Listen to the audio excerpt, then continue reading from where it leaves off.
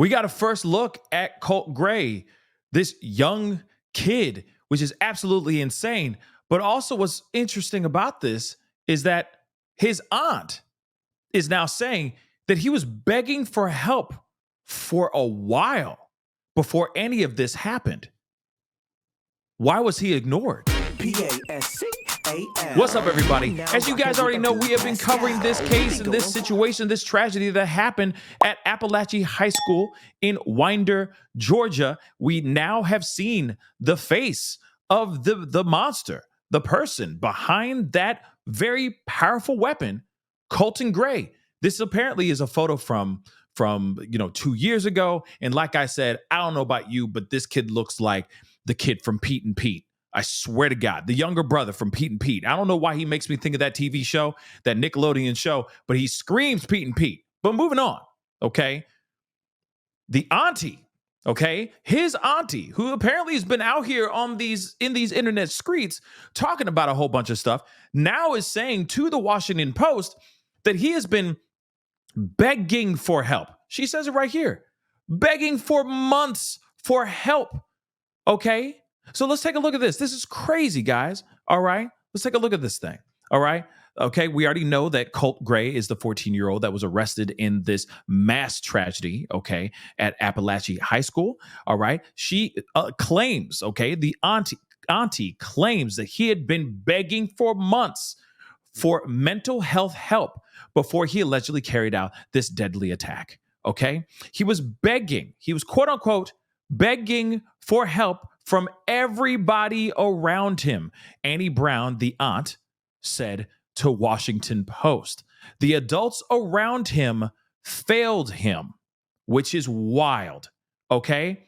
Brown, who lives in Central Florida, declined to elaborate on the teen's mental health challenges, but said she tried from afar to get him help.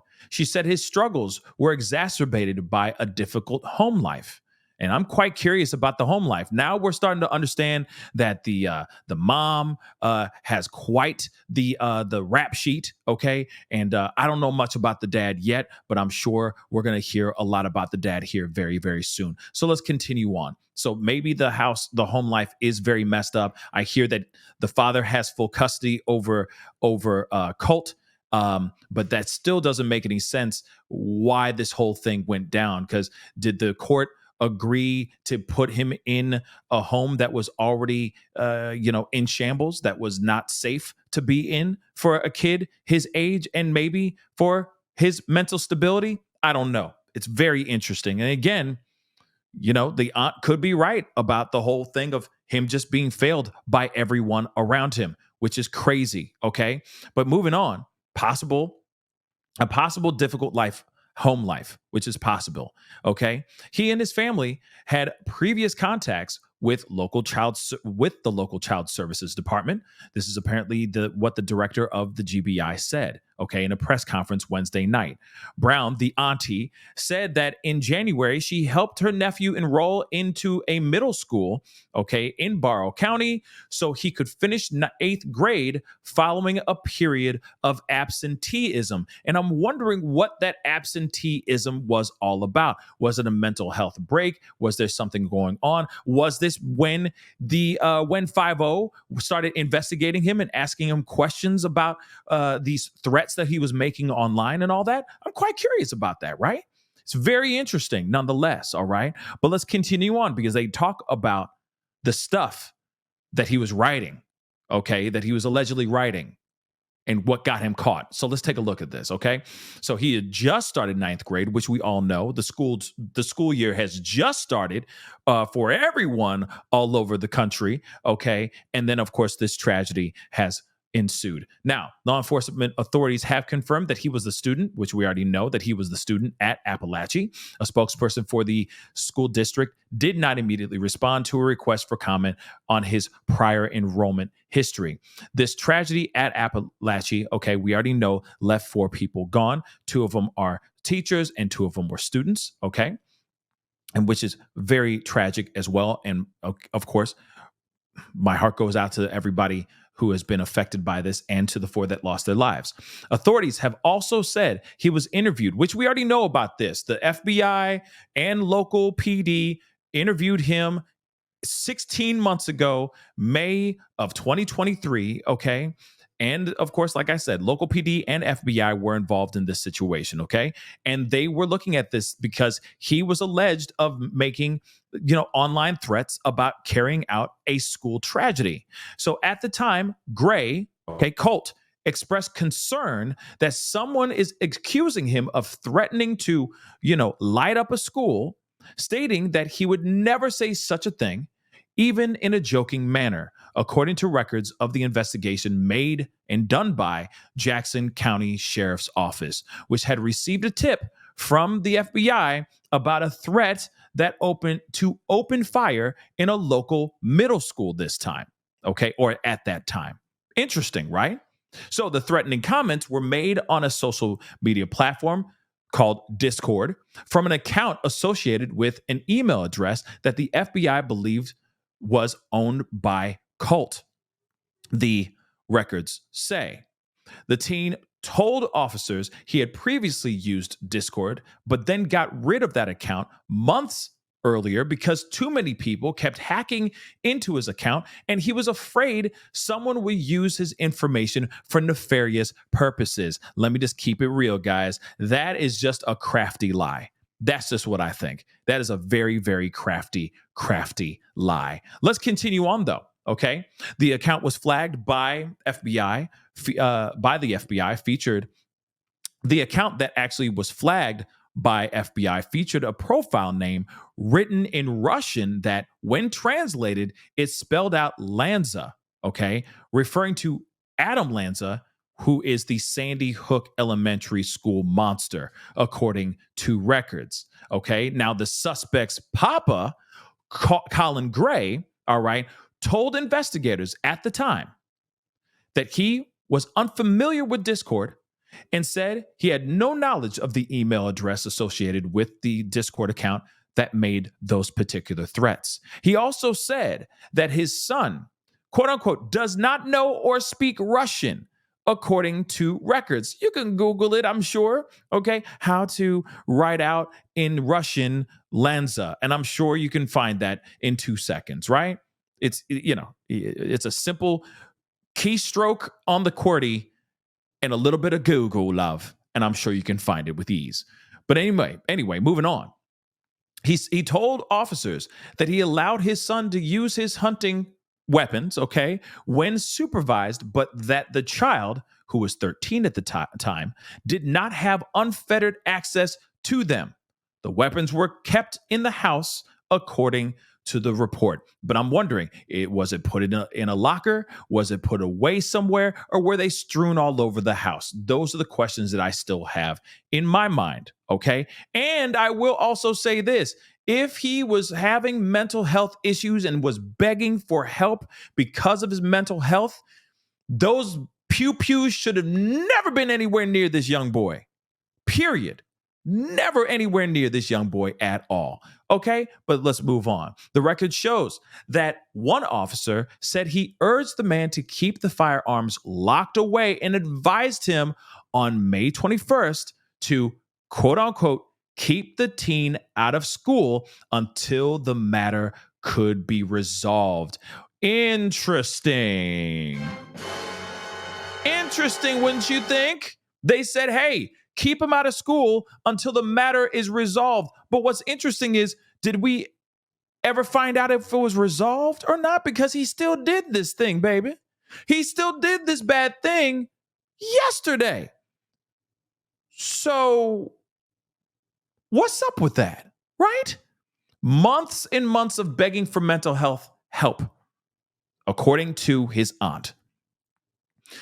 Law enforcement looks into his stuff because of very damning threats and whatnot, evidence showing that he was wanting to do something very, very bad about 16 months ago.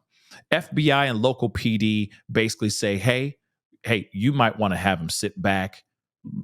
Let him be homeschooled, sir, until this whole thing is resolved, and until we know for sure that he's not the one exacting these or thinking of exacting these things. But then 16 months later, he's let free. It's been resolved because it wasn't resolved because he did this, right? So it doesn't make any sense. Moving on. On May 23rd, the investigator noted that the case would be exceptionally cleared because the tip alleging Colt's role in the threat could not be substantiated. Officers were able to confirm that the Discord account was linked to Colt Gray, and information included in the FBI tip was unreliable, records say.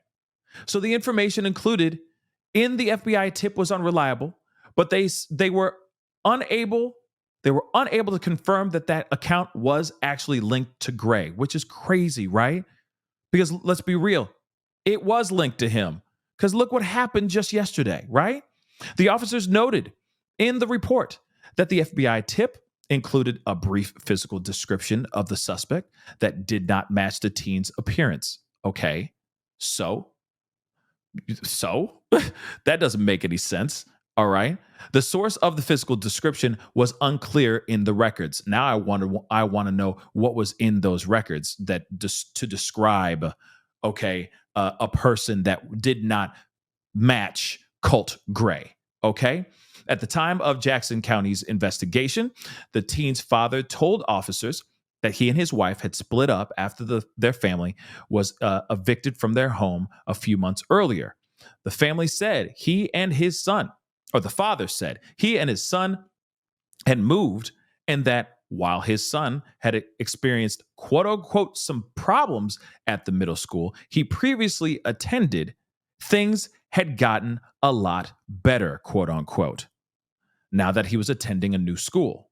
It was unclear when the teenagers stopped attending that school, Jefferson Middle School in Jefferson, Georgia.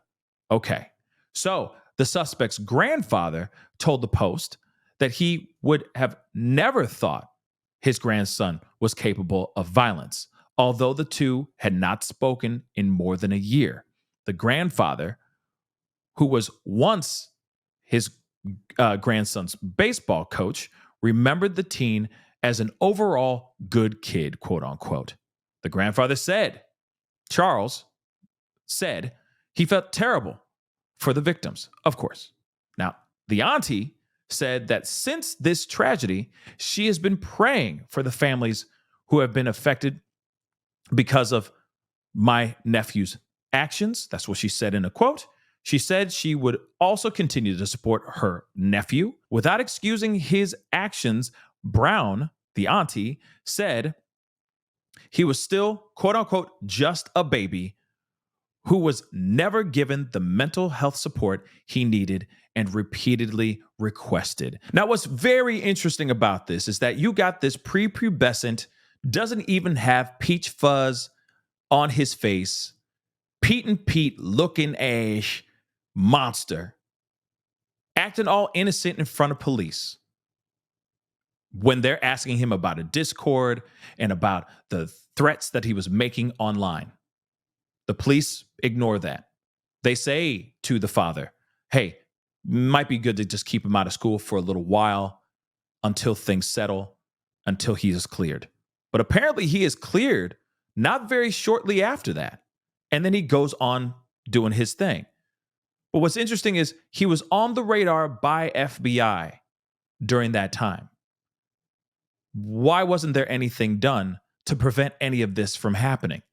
Again, the fact we now know for a fact that he was lying to police 16 months ago when he said, no, officer, I wouldn't do that. I would never even do that or even joke about that.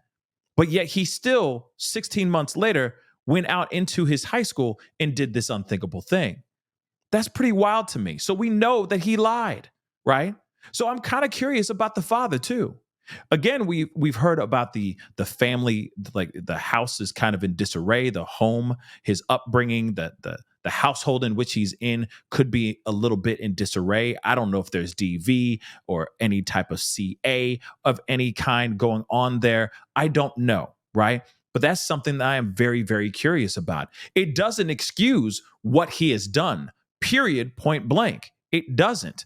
But if he was sitting here saying, on top of not only just going through things that he's going through inside that home, but if he was also asking and begging for mental health help, then why wasn't that actually done? Why didn't anybody listen to him?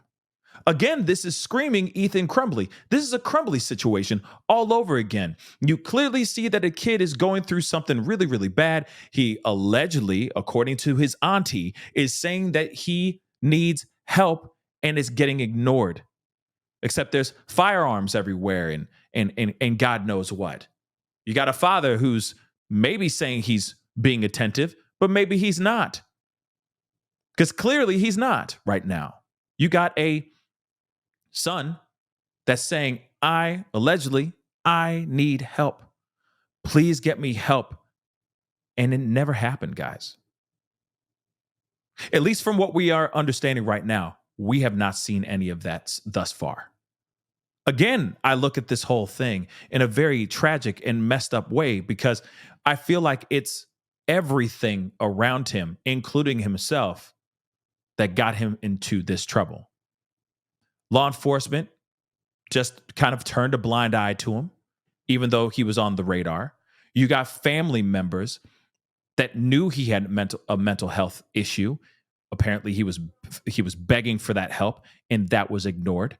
And then you got potentially a school knowing that there was about to be tragedy striking on that campus, and they didn't react fast enough.